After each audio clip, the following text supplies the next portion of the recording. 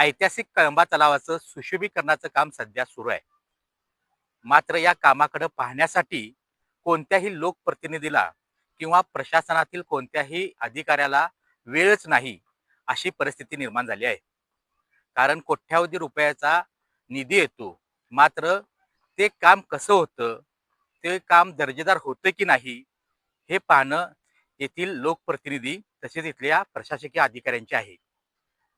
त्याकडे दुर्लक्ष झाल्यावर काय होतं, याचा नमुना आज आपल्या रिपोर्टमधून पाहूया. कळंबा तलाव सुशोभीकरणाचा अक्षरशः खेळखंडोमा चालला आहे असं म्हणल्यास वावगं ठरू नये.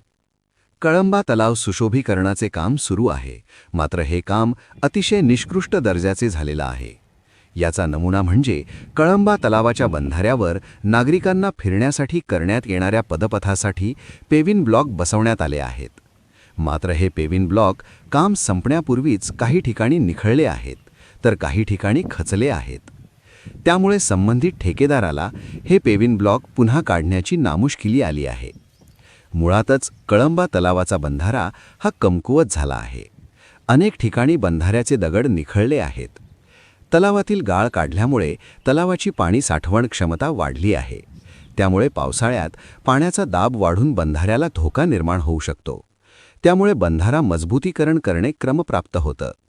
मात्र कळंबा तलावाच्या बंधाऱ्याचे मजबूतीकरण न करताच त्या ठिकाणी पदपथासाठी प्लेविन ब्लॉक बसवण्यात आले आहेत. त्याचेही काम अक्षरशः ढिसाळ झाले आहे.